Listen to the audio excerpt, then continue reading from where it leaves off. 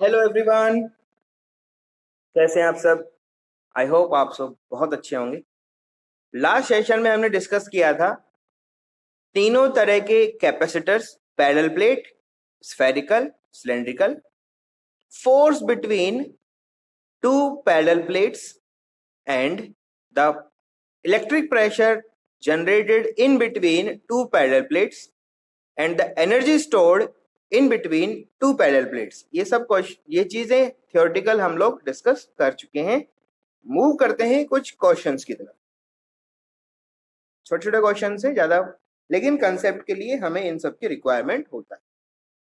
चलो, first question है, calculate charge appeared on positive side of PPC. PPC का मतलब है पैरेलल प्लेट कैपेसिटर। पीपीसी का मतलब क्या है? Parallel plate capacitor. इसका डायमेंशन हमें गिवन है, जिसका एरिया है 5 सेंटीमीटर स्क्वायर। डिस्टेंस डी का मतलब सेपरेशन डिस्टेंस का वैल्यू 0.5 है और इसको कनेक्ट किया गया है 10 वोल्ट की बैटरी से। आपको पता लगाना है चार्ज का वैल्यू जो कि अपीयर होने वाला है। किसके ऊपर अपीयर होने वाला है सर? अपीयर किस पे होगा बेटा? अपीयर होगा किसके ऊपर? पॉजिटिव साइड के। क्लियर सब बातें? चलो, इतना सब अगर हम समझ जाते हैं तो अब बढ़ते हैं आगे। चलो बढ़िया। तो आपने कहा सर कैसे पता लगेगा इसको? पहले तो बनाओ कैपेसिटर का डायग्राम। ठीक है, ये रहा आपका कैपेसिटर, एक प्लेट। ठीक है, सिमिलर आपने बोला ये हमारे पास में क्या है? दूसरा प्लेट है, कोई सेकंड प्लेट है ये हमारे पास। ठीक है, हमें क्वेश्चन में गिवन है सरफेस एरिया, तो सरफेस एरिया का वैल्यू है 5 सेंटीमीटर स्क्वायर। मीटर में कन्वर्ट कर सकते हो चाहो तो। और इनके बीच का ये जो डिस्टेंस है इसको हमने बोला है डी, जिसका वैल्यू है 0.5 mm। कितना है? 0.5 mm। हमें चार्ज बताना। तो आपने कहा सर देखो, अगर चार्ज की बात करें, और हाँ इसको हमने कनेक्ट भी किया है ना, कनेक्ट तो कर दो भाई। ये पॉजिटिव है, नेगेटिव है, और इसको हमने यहाँ कनेक्ट कर दिया है। ठीक है, जैसे ही ये कनेक्ट किया हमने, किससे कनेक्ट किया? 10 वोल्ट से। तो क्या होगा? कुछ पॉजिटिव चार्ज यहाँ पर जाएगा और कुछ नेगेटिव चार्ज इस तरफ मूव करेगा और हमारे पास में पूरा का पूरा सिस्टम जनरेट हो जाएगा। ये तो होने वाला है। तो आप कहोगे सर इसके ऊपर पॉजिटिव चार्ज आ जाएगा और इनके ऊपर नेगेटिव चार्ज आ जाएगा, कैसे आएगा वो हमें पता लगाना है। वो हमें क्या करना है? पता लगाना है। तो कैसे पता लगाएं? तो बेटा जी बहुत आसान है। आपने कहा सर Q जो होता है वो होता है CV, V का वैल्यू है, Q पता लगाना है, CV हमें नहीं पता है तो C पहले पता लगाओ। C का वैल्यू क्या होता है? A epsilon not divide bye D। क्या होता है? A epsilon not divide bye D। किसके लिए? For parallel plate capacitor. किसके लिए होता है? पैरेलल प्लेट कैपेसिटर के लिए इसका वैल्यू हमारे पास में ये होता है। एरिया गिवन है। ठीक है, अब देखो एप्सिलॉन का वैल्यू चाहिए, सी का वैल्यू किस में आएगा? फराड में आएगा। एप्सिलॉन का वैल्यू आपको चाहिए, तो एप्सिलॉन का वैल्यू कितना होता है? 8.89 इंटू 10⁻⁻12। ये होता है, सही होता है। तो सबसे पहले तो आपके पास जो एरिया का वैल्यू है which is equal to 5 centimetre square, इसको कन्वर्ट कर लें। कन्वर्ट किस में कर लें सर? 5 इंटू 10⁻⁻2 -4 मीटर स्क्वायर के अंदर। और आपके पास जो डिस्टेंस है उसको कन्वर्ट कर लो, 0.5 mm गिवन है। इसको लिख दोगे आप 0.5 इंटू 10⁻⁻3। कितना हो जाएगा? मीटर हो जाएगा। क्लियर है? एप्सिलॉन नॉट भी हमें चाहिए, तो एप्सिलॉन नॉट कहाँ से लाएं? एप्सिलॉन नॉट का वैल्यू होता है सर, एप्सिलॉन नॉट क्या होता है?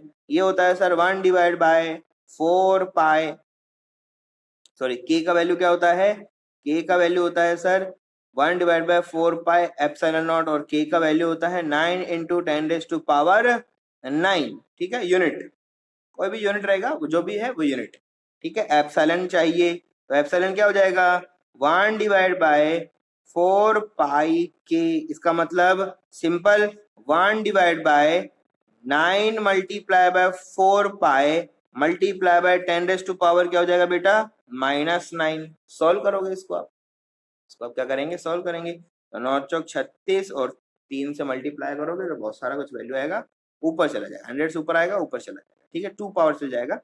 तो इसका वैल्यू हमारे पास ये आ गया, ये हमारे पास वैल्यू है, पुट कर दो, सी पता लगा लो, सी का वैल्यू पता लगा लो।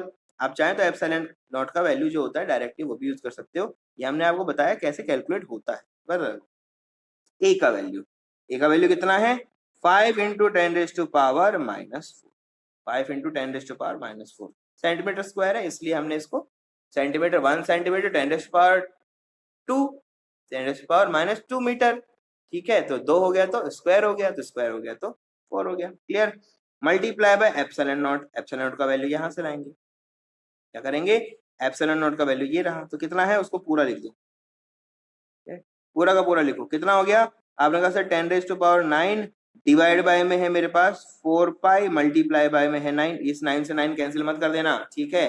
डी, डी का वैल्यू कितना है आपने कहा सर डी का वैल्यू है 0.5 इंटू 10⁻⁻3, सॉल्व कर लो।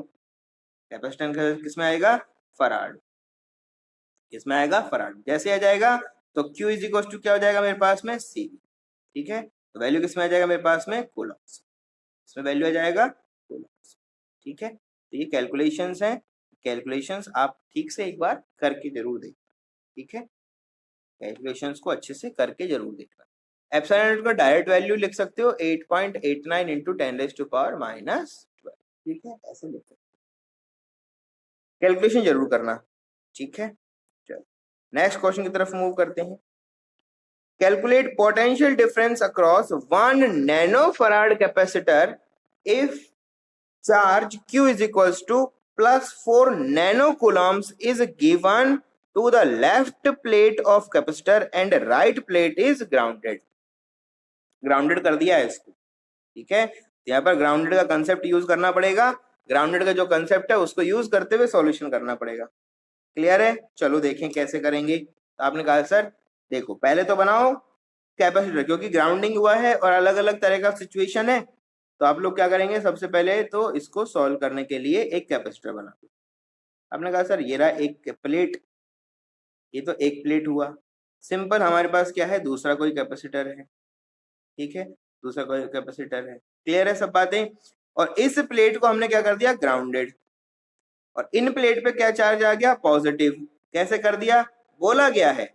तो इसके ऊपर जो पॉजिटिव क्यू चार्ज है उसका वैल्यू कितना है 4 इंटू 10⁻⁹ नैनो, कितना है नैनो कूलम्स है, तो नैनो है तो मतलब 9 कूलम्स, इतना चार्ज इन पे है, ठीक है।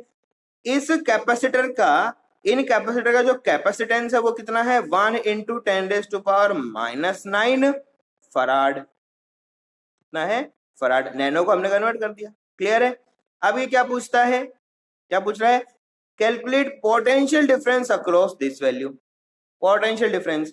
आपने कहा सर देखो फॉर्मूला तो मुझे पता है क्या होता है Q is equal to CV होता है, तो बेटा C को हम लोग 1000 बार लिख चुके हैं, क्या लिख चुके हैं देखो, आपने कहा sir V is equal to क्या हो जाएगा Q बाय C, कितना हो जाएगा Q बाय C का वैल्यू हो जाएगा Q बाय C। तो बेटा इसको बार बार हमने dV लिखा था, तो क्या क्या लिखा था V positive minus of V negative is equal to क्या होता है Q बाय C, ठीक है, इस तरह से लिखते हैं। एक को ग्राउंड कर दिया, जो आपका नेगेटिव प्लेट था इसको आपने क्या कर दिया ग्राउंड, तो मतलब इसके ऊपर V नेगेटिव का वैल्यू तो कितना हो जाएगा 0, मतलब ये भाई साहब तो खत्म हो गए, पॉजिटिव के ऊपर क्या बचेगा Q बाय C, Q का वैल्यू गिवन है कितना है 4 इंटू 10⁻⁹ है सर, डिवाइड बाय C का वैल्यू वो है सर 1 इंटू 10⁻⁻9, ये किस में है कूलम्स में, ये किस में है फराड के अंदर, तो ये क्या बन जाएगा ये आपका वोल्टेज में आ जाएगा। तो V का वैल्यू कितना आ गया 4 वोल्ट्स, कितना आ गया V पॉजिटिव का वैल्यू कितना आ गया 4 volts, this is your answer, ठीक है। ये क्या हो गया आपका आंसर। ध्यान रखेंगे V का मतलब क्या होता है पॉजिटिव नेगेटिव के बीच का डिफरेंस होता है, पोटेंशियल डिफरेंस पूछा गया है वही हम बता रहे हैं, ठीक है। तो कितना हो जाएगा 4 वोल्ट, ग्राउंडिंग कर दिया, जिसको ग्राउंड करते हैं उसका पोटेंशियल 0 हो जाता है, यही कंसेप्ट है। क्लियर सब बातें। चलो नेक्स्ट क्वेश्चन की तरफ मूव करते हैं। Determine percentage change in the capacitance of PPC, PPC का मतलब वापस से क्या है parallel plate capacitor, area A है, उनके बीच का जो डिस्टेंस है वो D है, when distance between the plates increased by 2d। ठीक है, दो तरह से क्वेश्चन बनता है, एक होता है इंक्रीज टू 2d, एक होता है इंक्रीज बाय 2d। ठीक है, दोनों को सोल्व करेंगे। ए पार्ट के अंदर क्या सोल्व करेंगे, बाय 2d के बारे में बात करेंगे, बी पार्ट में सोल्व करेंगे टू 2d। ठीक है, दोनों वर्ड्स का थोड़ा सा हमारे पास में समझना है, हम लोग बस देखते हैं और डबल कर देते हैं। नहीं, बाय 2d का मतलब इनिशियल में 2 ऐड हुआ है, 2 का मतलब डबल हुआ। ठीक है, डी से कितना हो गया, 2d हो गया, वहां डी से 3d हो गया। ये डिफरेंस है, ये डिफरेंस है। ठीक है, तो चलो, आपने कहा सर परसेंटेज चेंज लगाना है। ठीक है, परसेंटेज चेंज का पता लगाना है, कोई बात नहीं, कोई बात नहीं। तो कैसे करें, तो आपने कहा सर देखो, कैपेसिटेंस जो होता है, कैपेसिटेंस जो होता है किसी भी पैरेलल प्लेट कैपेसिटर का, वो हमें पता है, वो होता है ए epsilon not divide by D. कितना होता है, ए epsilon not divide by D. ठीक है, तो पहले पता लगाया C1, तो इनिशियल, इनिशियल मतलब C1 कितना था, पहले पहले था ए epsilon not divide by D. बाद में कितना हो गया, इंक्रीज हो गया ना बाय 2d का मतलब कितना हो गया, इसके अंदर d का जो वैल्यू था वो कितना हो चुका है, 3d। बाय 2d मतलब d में 2 ऐड हुआ है ना, तो कितना हो जाएगा, d प्लस 2d 3d। तो ये हो गया आपका पास में a एप्सिलॉन डिवाइड बाय। ठीक है, d से कितना हो गया, 3d। कैसे पता लगा, हमने इसमें ऐड किया है तो d प्लस 2d। ठीक है, इसका वैल्यू है d2 का वैल्यू, d2 का वैल्यू कितना होगा, इतना होगा, तो 3d पुट कर दिया, d1 का वैल्यू d था। इस तरह से परसेंटेज चेंज बताना है, क्या बताना है, परसेंटेज चेंज। तो परसेंटेज चेंज कैसे बताते हैं, परसेंटेज होता है C1 minus C2 divide by में ओरिजिनल वैल्यू किसके रेस्पेक्ट में किया है, C1 मल्टीप्लाई बाय में 100। क्लियर है, यहाँ भी ऐसे कर दोगे। तो पहले C1 का वैल्यू कितना था, ए epsilon not divide by D था, बाद में C2 का वैल्यू कितना हो गया, आपने कहा सर ये डबल हो गया, तो epsilon not divide by 2d हो गया। परसेंटेज चेंज पता लगाना था, परसेंटेज चेंज क्या होता है, C1 minus C2 divide by C1 multiply by 100। Percentage change का मतलब किसके रेस्पेक्ट में हुआ है वो हमें पता लगा।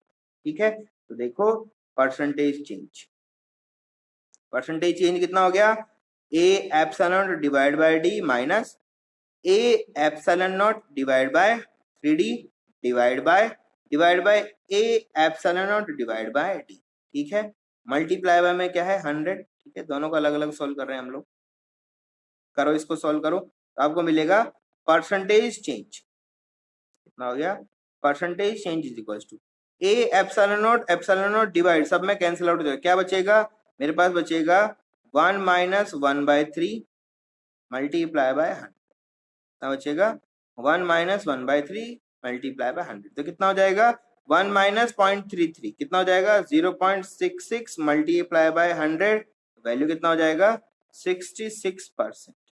कितना हो जाएगा, 66%। अब देखो इसको सोल्व करो, कितना हो जाएगा, तो आपने कहा सर इसके लिए परसेंटेज चेंज का वैल्यू लिखना पड़ेगा, तो कैसे लिखें, C1 का वैल्यू वो रहा, A epsilon not divide by d minus C2 का value A epsilon not divide by 2d divide by में A epsilon not divide by d multiply by में क्या चल रहा है, 100। सोल्व करो, percentage change is equals to A epsilon और d सब में से कैंसिल, तो क्या बचेगा, 1 माइनस 1/2 मल्टीप्लाई बाय 100, तो क्या लिखोगे, 0.5 मल्टीप्लाई बाय 100, तो कितना लिखोगे, 50%।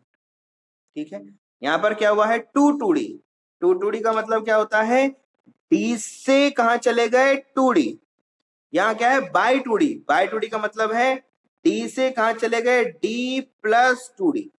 ठीक है, d से कहाँ चले गए, d प्लस 2d। ठीक है, 2 का वैल्यू है ये। ठीक है, d2 कहाँ चला गया, 2d पे चला गया, दोनों में परसेंटेज अलग अलग। ठीक है, इसमें 66% है, इसमें 50%। परसेंटेज चेंज है, आसान है, कोई प्रॉब्लम नहीं होना चाहिए इसमें। नेक्स्ट क्वेश्चन की तरफ मूव करते हैं। क्वेश्चन में पूछा गया है, ये एक सर्किट है और इसका C इक्विवेलेंट भी पता लगाना है और हमें ईच कैपेसिटर के ऊपर चार्ज भी पता लगाना है। कैसे करें, आपको मैंने बताया हुआ है क्लास में डिस्कशन हो चुका है। अगर हमारे पास सीरीज में हो कैपेसिटर, तो सीरीज का जो सी इक्विवेलेंट होता है वो कितना होता है, 1 divide bye 1/R1 plus 1/R2 plus 1/R3, ऐसा ही कुछ होता है। अरे 1/C1 भी लिख सकते हो, ऐसा कोई प्रॉब्लम नहीं है, उल्टा करके लिख दिया। अगर ये हो गया पैरेलल, तो पैरेलल में सी इक्विवेलेंट कितना होता है, सी इक्विवेलेंट होता है आपके पास में R1 plus R2 plus R3, ऐसे इन्फिनिटी चलता जाएगा। फॉर्मूला पता है, अब इसको सोल्व करें। तो आपने कहा सर ये दोनों तो पैरेलल में है, ये दोनों किस में है, पैरेलल में है। तो आपने कहा सर इन दोनों को देखें, तो आपने कहा sir they are in parallel, ये क्या है, पैरेलल। तो आपने कहा सर आर डैश का वैल्यू क्या हो जाएगा, R1 plus R2, sir C1 रहेगा, ये R1 लिख दिया, सॉरी, कितना हो जाएगा, C1 सब रहेगा, ठीक है, रेजिस्टेंस याद रह जाता है, क्या आता है। तो आपने कहा sir C dash is equals to C1 plus C2, कितना होता है, C1 plus C2, clear, C equivalent equals to this value, यहाँ तो C लिखा, यहाँ पर R लिख दिया, तो that is a human mistake, no problem at all. तो C dash equals to C1 plus C2, दोनों है पैरेलल में है, पैरेलल जुड़ेगा, कितना हो जाएगा, 15 microfarad plus 10 microfarad which is equals to 25 microfarad. किसका वैल्यू आ गया, सी डैश। जैसी वैल्यू आ गया, हम अब इसको वापस से क्या कर देंगे, रीड्रॉ कर देंगे।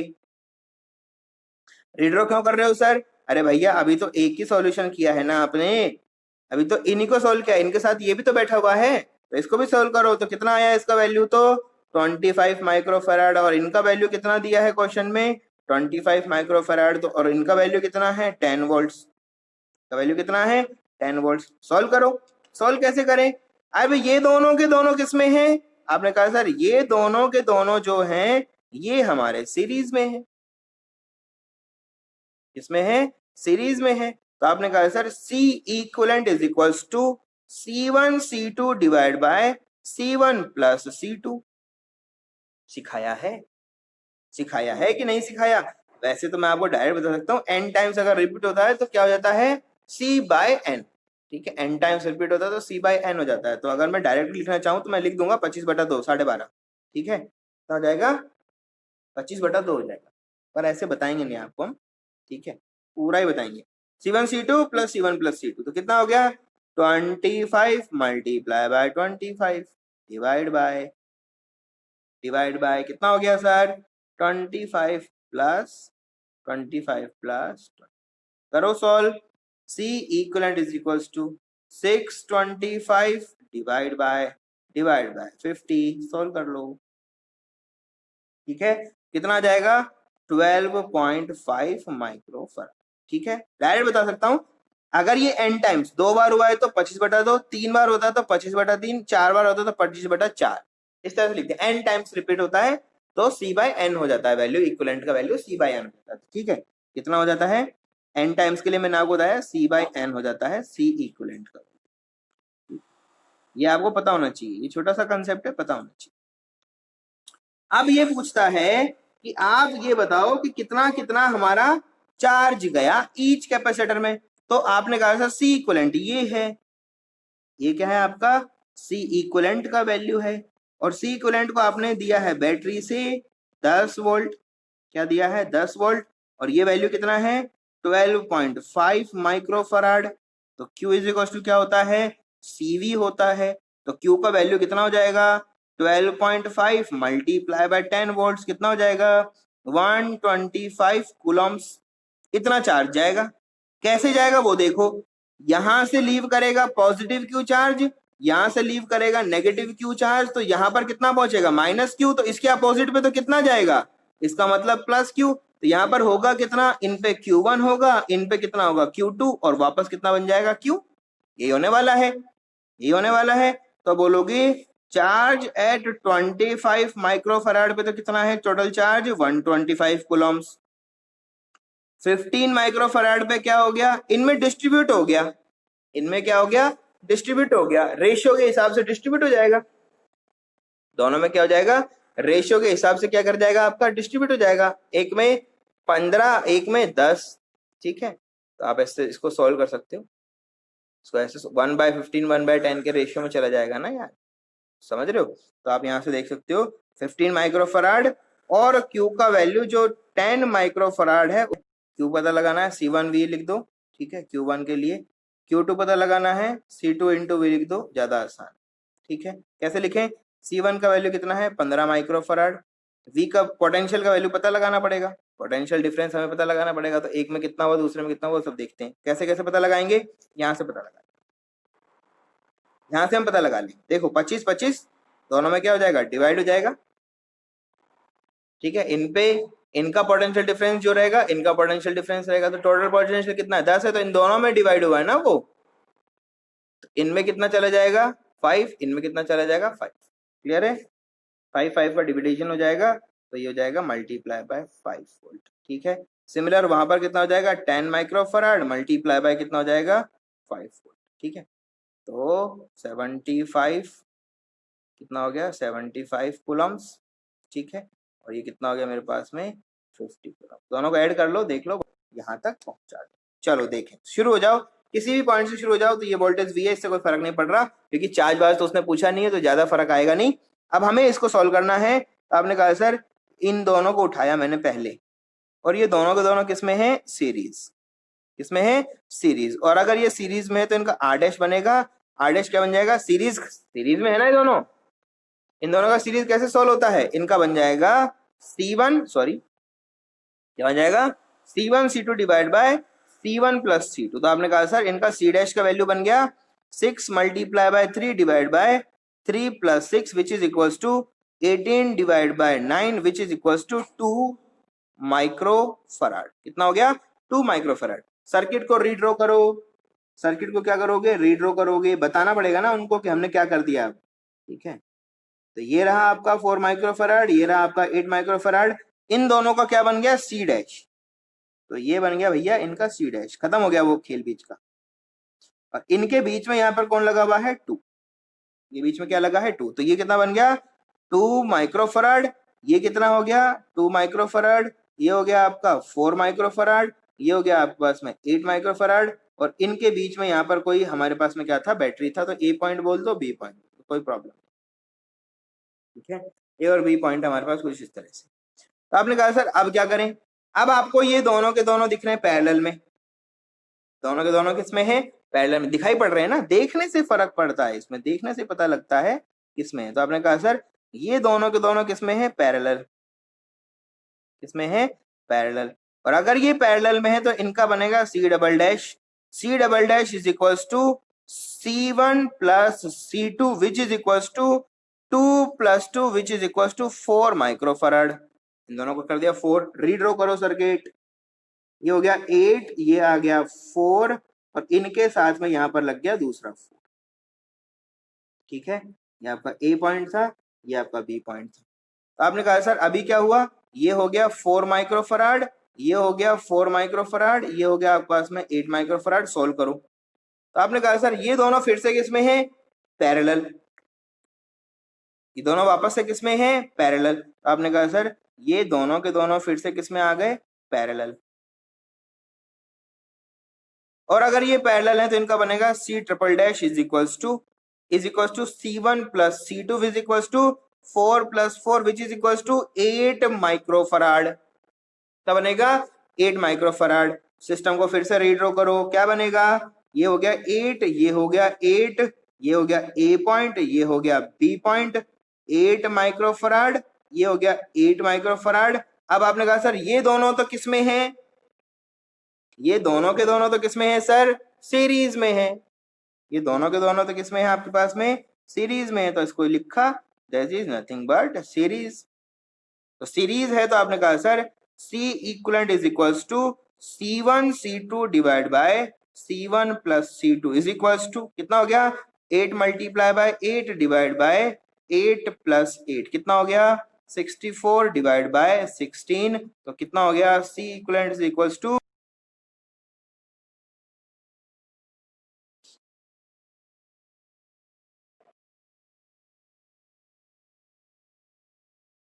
यहाँ पर हमने देखा कि 8 माइक्रोफराड का जो कैपेसिटेंस है वो 2 बार रिपीट हुआ है, तो हमें पता है एन टाइम अगर कोई चीज रिपीट होती है तो क्या हो जाती है, C बाई एन।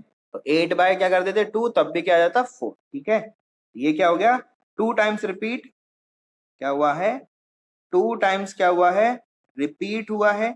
और अगर ये 2 टाइम्स रिपीट हुआ है तो सी इक्वलेंस क्या कर देते 8/2 which is equals to 4 microfarad. तो जैसा आपको सही लगे वैसे सॉल्व करो, वैल्यूज में कोई डिफरेंस नहीं आएगा, थोड़ा कैलकुलेशन लेंदी हो सकता है, थोड़ा सा कैलकुलेशन आपका क्या हो सकता है, लेंदी हो भी सकता है। क्लियर है, चलो नेक्स्ट क्वेश्चन की तरफ मूव करते हैं।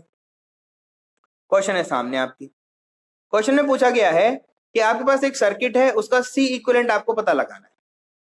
ये पॉइंट ए है, ये पॉइंट आपका बी है। क्लियर है, आपको नया मेथड ही बताएंगे, आप आज एक अच्छा मेथड बताएंगे सॉल्व करने का, पर फिलहाल इतने से हम लोग काम चलाएं। आपने कहा सर इसको कैसे सॉल्व करें, तो सॉल्व करने में ऐसा कुछ नहीं है, यहाँ पर ये दोनों के दोनों सीरीज में है, पहले उसको सॉल्व कर लो। तो आपने उठाया, सॉरी ये दोनों किस में है, पैरेलल में है, सॉल्व करो। आपने कहा सर ये दोनों तो किस में है, पैरेलल, किसमें है, पैरेलल। और पैरेलल में है तो इनका जो सी डैश है वो क्या हो जाएगा, C1 प्लस C2। ठीक है, तो कितना हो जाएगा 8 plus 4 which is equal to 12 micro, sorry C में ही दिए गिवन है वैल्यू, तो 12C कितना हो जाएगा 12C, कुछ भी हो सकता है, माइक्रो फराड, नैनो फराड, कुछ भी वैल्यू हो सकता है, पर हमें पता है अभी फिलहाल ये है। जैसे ही हो जाएगा रीड्रॉ करेंगे सर्किट को, सर्किट को रीड्रॉ करोगे तो एक कैपेसिटर, 2 कैपेसिटर, 3 कैपेसिटर और इन दोनों का एक इक्विवेलेंट कैपेसिटर, ये रहा ए, ये रहा बी, ये है 8C, ये है 12C, ये है 24C और ये है 12C। क्लियर है, अब आपको थोड़ा दिमाग लगाना है, अगर आप इसको 1/8 प्लस 1/12 प्लस 1/24 प्लस 1/12 सोल्व करोगे तो आप हो जाओगे बाबा जी। क्या हो जाओगे, बाबा जी। ठीक है, तुम्हारा हो जाएगा खेल खत्म। ध्यान रखना इन बातों को, ये बहुत इंपॉर्टेंट बातें हैं, समझ लो, बहुत इंपॉर्टेंट।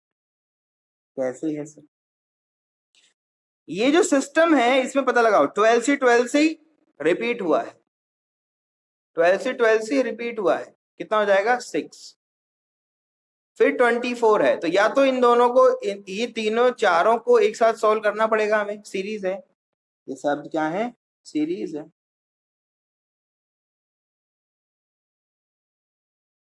क्या है, सीरीज में बैठे हुए, तो इनका सी इक्विवेलेंट होगा तो यही जो आप लिखते हो 1/C1 plus 1/C2 plus 1/C3 plus 1/C4, यही चारों होगा, होने को तो यही होगा। लेकिन अब देखो ना 1/8 प्लस 1/12 प्लस 1/24 प्लस 1/12 ऐसे सोल्व करोगे तो खेल ही हो जाएगा हमारा। तो क्या करें, थोड़ा रिड्यूस करें। कैसे रिड्यूस करें सर, भैया 12 12 6 और ये इसके साथ 24 फिर 8, अलग अलग करके सोल्व कर लो, थोड़ा आसान हो जाएगा। ठीक है, तो सब सारे तरीके से सोल्व करना बता देते हैं, ऐसे भी करोगे तो भी हो जाएगा, कोई प्रॉब्लम नहीं है। ठीक है, चलो ऐसे कर देते हैं आपके लिए। ठीक है, सी इक्वलेंट इज इक्वल टू, उससे भी कर देंगे, ये भी कर देते हैं, क्या हो जाएगा 1/8 प्लस 1/12 प्लस 1/24 प्लस 1/12। ठीक है, अभी तो थोड़ा आसान है तो अच्छा लग रहा है। कितना हो जाएगा, आपने कहा सर 24 हो जाएगा एलसीएम, 8 तिया 24, 12 दूनी 24, 24 एकम 24, 12 दूनी 24। ठीक है, ये वैल्यू कितना हो गया 1/C इक्वलेंट, तो C equivalent is equal to कितना हो जाएगा 24 डिवाइड बाय 3 2 5 6 7 8, कितना हो जाएगा 3C, वैल्यू कितना आ जाएगा 3। ऐसे आप सोल्व करो। ठीक है, ऐसे आप सोल्व कर सकते हो, ये आसान है, काफी चीजें इंपॉर्टेंट भी है। क्लियर है, तो बढ़िया, ये हुआ हमारे पास में, इसी तरह से पूरा का पूरा सर्किट सोल्व हो गया। चलो नेक्स्ट सर्किट की तरफ बढ़ो और इसको देखो। ठीक है, इसको सॉल्व करने की कोशिश करो, सी इक्विवेलेंट पता लगाना है, वही सब मेथड है। क्या करें, कहीं भी शुरू हो जाओ, एक एंड को पकड़ो शुरू हो जाओ। तो आपने कहा सर ये दोनों को उठाया मैंने और मुझे ये दोनों दिखाई पड़ रहे हैं किसके अंदर है सर, सीरीज में है। किसमें है सर, सीरीज में है, 6 है और 3 है। क्या है, 6 है और दूसरा क्या है 3 है। तो आपने कहा सर सी डैश का वैल्यू कितना हो जाएगा C1 C2 divide by C1 plus C2 which is equals to 6 multiply by 3 plus 6 plus 3 which is equals to 18 divide by 9, तो सी डैश का वैल्यू कितना हो गया मेरे पास, हो गया 2c। सी डैश का वैल्यू कितना हो गया 2c आ गया। रीड्रॉ करना पड़ेगा सर्किट को, करना ही पड़ेगा, और कोई इलाज भी नहीं। ठीक है, तो आपने कहा सर ये रहा एक सर्किट, ये रहा दूसरा कैपेसिटर, ये रहा तीसरा कैपेसिटर, और इनके साथ में अभी नया कैपेसिटर जो बना है वो ये है। कि कितना बना है 2c का, कितना है 2c का, ये कितना है 6c, ये कितना है 12c, और ये कितना है 24c। ये पॉइंट ए है, ये पॉइंट आपका बी है। सॉल्व करो। अब ये दोनों वापस से किसमें है, पैरेलल। किसमें है ये, पैरेलल। तो आपने कहा सर ये पैरेलल में आ गए, तो इन दोनों को उठाया और सॉल्व किया पैरेलल से। ठीक है, पैरेलल। तो पैरेलल से क्या करोगे, C double dash is equals to, दोनों के दोनों पैरेलल है ना, तो क्या हो जाएगा C1 प्लस C2, तो कितना हो गया 6 plus 2 which is equals to 8C। 8C हो गया। सर्किट को रीड्रॉ करो। सर्किट को रीड्रॉ करोगे तो क्या मिलेगा, आपको मिलेगा सर्किट ऐसा हो जाएगा। ठीक है, स्टेट बना सकते हो, ऐसा कोई प्रॉब्लम नहीं है। ठीक है, तो सर्किट कैसे रिड्यूस हो रहा है मैं आपको बस वही दिखा रहा हूँ। वैल्यू कितना हो गया इसका 8C, इसका कितना है 12C, इसका कितना है 24C की, और ये तीनों किसमें है, ये तीनों के तीनों आ गए सीरीज में। ठीक है, तो उठाया आपने, आपने कहा सर ये तीनों के तीनों तो किसमें आ गए, सीरीज, इसमें आ गए सीरीज। और अगर ये सीरीज में है तो आप इसको बड़े आसानी से लिख सकते हो कि C equivalent 1 divide by C equivalent is equals to 1 divide by 12 plus 1 divide by 8 plus 1 divide by 24। C भी रहेगा सब में, हाँ C भी रहेगा, कैंसिल आउट हो जाएगा, बात है एक बच्चे का। ठीक है, तो आपने कहा sir C equivalent 1 divide by C equivalent is equals to, वापस से वही 24, 12 दूनी 24, 8 तिया 24 प्लस 24 एकम 24, तो कितना हुआ 3 2 5 6, तो कितना हो गया 6/24। तो आपने कहा sir C equivalent is equals to 24 divide by 6, उल्टा कर दिया ना, कितना हो गया 4C, कितना हो गया 4C। तो ये आपका हो गया। क्लियर है, इसी तरह से सॉल्व करते हो।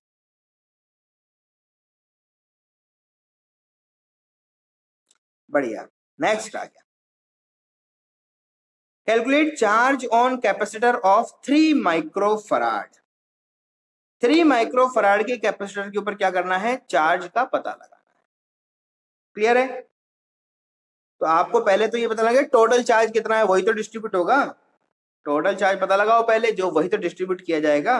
कैसे डिस्ट्रीब्यूट करेंगे, तो आपने कहा सर देखो यहां से Q चार्ज जाएगा, यहां से माइनस Q चार्ज जाएगा, यहाँ पर होगा क्या Q1 चार्ज, यहाँ पर Q2 चार्ज, और यहाँ पर Q3 चार्ज आपका डिस्ट्रीब्यूट हो जाएगा। सिमिलरली माइनस Q1, यहाँ पर माइनस Q2, और इनके ऊपर माइनस Q3 चार्ज डिस्ट्रीब्यूट हो जाएगा। मतलब हमें पहले Q पता लगाना है। तो आपने कहा सर जो Q होता है वो होता है C मल्टीप्लाई बाय V। क्या होता है C multiply by V। C तो सर है हमारे पास नहीं, ये 3 है, हमें इक्विवेलेंट चाहिए। तो आपने कहा सर इक्विवेलेंट सर्किट अगर बनाना है तो तीनों के तीनों किसमें है, all are in parallel connection. किसमें है, पैरेलल कनेक्शन में ये बैठा हुआ है। और अगर ये पैरेलल कनेक्शन में आपके पास बैठ गए हैं तो आपने कहा sir C equivalent is equal to, parallel हो जाएगा 2 + 3 + 4, 4 + 2 6, 9 माइक्रोफराड। कितना हो जाएगा 9 माइक्रोफराड का इक्विवेलेंट सर्किट हो गया। तो Q कितना हो जाएगा, तो Q हो जाएगा बेटा 9 मल्टीप्लाई बाय 10, कितना हो जाएगा 90 कूलम्स। कितना हो जाएगा 90 कूलम्स। 90 कूलम तीनों में क्या होगा, डिस्ट्रीब्यूट होगा, तीनों में क्या होगा, डिस्ट्रीब्यूट होगा। तो आपने कहा सर Q1 कितना हो जाएगा C1V, Q2 कितना हो जाएगा C2V, इसी तरह से Q3 कितना हो जाएगा C3V। C1 का वैल्यू कितना है 2, ये वाला 2, वोल्टेज इन सब का तो सेम ही रहेगा पोटेंशियल ड्रॉप, तो कितना हो जाएगा 10, 2 मल्टीप्लाई बाय 10 कितना हो जाएगा 20 कूलम्स। इनका कितना हो जाएगा 3 मल्टीप्लाई बाय 10 कितना हो जाएगा बेटा 30 कूलम्स। नेक्स्ट क्या है 4 मल्टीप्लाई बाय 10 कितना हो जाएगा 40 कूलम्स। चेक कर लो 90 कूलम्स हो गया ना। टोटल 90 कूलम्स डिस्ट्रीब्यूट होगा, तो हम लोगों को सब आपसे पूछा 3 माइक्रोफेराड का था, मतलब इसका, तो इसका आंसर कितना हो जाएगा 30। हमने सबका बता दिया, हमने आपका कर दिया, सबका बता दिया, जिससे कि सॉल्यूशन में कोई प्रॉब्लम हो ही नहीं। क्लियर है? नेक्स्ट क्वेश्चन आपके सामने है, और इसमें हमें पता लगाना है वही वापस से सी इक्विवेलेंट हो जाएगा, सी इक्विवेलेंट। क्लियर है? चलो बहुत बढ़िया। अब देखो इस सर्किट में देखा तो ये तीनों के तीनों किसमें बैठे हुए हैं? किसमें बैठे हुए हैं? ये तो सर सीरीज में है। सीरीज में है तो क्या बोलोगे? C dash. तो सी डैश क्या हो जाएगा? 6 divide by 3 which is equals to 2c। क्यों 2c? क्यों? अरे भैया 6 3 बार रिपीट हुआ है ना, तो डिवाइड कर दिया 3 का। शॉर्टकट यूज करो भाई, ये फॉर्मूला है, ये पैटर्न है, इसी तरह से यूज होता है। सर्किट को रीड्रॉ कर दो। सर्किट को रीड्रॉ करोगे उससे अच्छा है मैं यहां पर इनके बीच का एक इक्विवेलेंट बना देता हूं। इसको उठा के यहां लगा देता हूं, है ना। इनको उठाता हूं और यहां पर बना देता हूं। कैसे बन जाएगा? नया सर्किट जो बनेगा वो ऐसा कुछ होता है। कितना बनेगा? 2c का। अब देखो जरा 2c और 4c, 2c और 4c किसमें आ जाएंगे? पैरेलल में। किसमें आ जाएंगे? पैरेलल। तो आपने कहा सर अब ये जो दोनों बने हैं ये किसमें आ जाएंगे? पैरेलल। किसमें आ जाएंगे? पैरेलल। और पैरेलल में अगर देखोगे तो आपने कहा सर सी डबल डैश का वैल्यू कितना हो जाएगा? 4 + 2 which is equal to 6c। वापस से लगाओ, सर्किट को बना लो। तो आपने कहा सर c, यहाँ पर हमारा एक 4c, यहाँ पर वापस से एक c, यहाँ पर 6c, और इन दोनों के कॉम्बिनेशन से कितना हो गया? वापस 6c, और यहाँ पर क्या है? 6c। तो ये 6c 6c 6c 4c 6c और 6c। ठीक है, ये हो गया a, ये हो गया आपका b। आपने देखा वापस से ये तीनों के तीनों 6 किसमें है? सीरीज। किसमें है? सीरीज। तो आपने कहा सर ये तीनों के तीनों अभी भी किसमें है? तीनों के तीनों अभी भी किसमें है? सीरीज। इसमें है सीरीज। तो आपने कहा सर इनका जो ट्रिपल डैश वैल्यू होगा वो कितना हो जाएगा? 6 divide by 3। n times repeat हुआ है, 3 टाइम्स मतलब कितना हो जाएगा? 2c। वापस से सर्किट को रीड्रॉ कर दो। रीड्रॉ कर रहा हूं मैं। ये हो गया आपके पास में 6c, ये हो गया 4c, यहाँ पर फिर से 6c, यहाँ पर a वैल्यू, ये आपका b, और इनके साथ में यहाँ पर कौन आया है? अभी अभी 2c। अब ये दोनों फिर से किसमें है? पैरेलल। दोनों किसमें है? पैरेलल। तो आपने कहा सर इन दोनों को लगाया पैरेलल, और पैरेलल जैसे लगाओगे तो ये कितना बन जाएगा आपके पास में? अरे ये तो 4 है ना, 4 + 2 6c। पैरेलल है ना, हो गया पैरेलल है 6c। 6c जैसे ही हो गया, सर्किट को रीड्रॉ किया आपने, क्या मिला? 6c 6c, और यहां भी एक और 6। ठीक है, ये भी 6c है, ये भी 6c है, ये भी 6c है, ये a है, ये b है। तो आपको मिलेगा C equivalent is equals to 6 divide by 3 which is equals to 2c। ये हो गया बेटा जी आंसर। कितना भी बार वो आपको रिपीट कर सकता है 666 को, आपको पता घबराना नहीं है। 1/6 1/6 1/6 करते चल जाओगे, पागल हो जाओगे। डायरेक्ट यूज करो 666, खत्म करो बात, divide by 3, 6 divide by 3 n times repeat होता है तो ऐसे ही कर दो। क्लियर है? चलो नेक्स्ट क्वेश्चन, नेक्स्ट क्वेश्चन की तरफ मूव करते हैं। बढ़िया क्वेश्चन, ठीक है, ये अच्छा क्वेश्चन कर लोगे इसको, तो मुझे लगता है इसको तो आप कर लेंगे। तो ये आपका होमवर्क एक तरह से, इसको हम नहीं करा रहे, सिंपल है, बता देते हैं आपको कैसे कैसे करना है। ठीक है, कैसे करना है?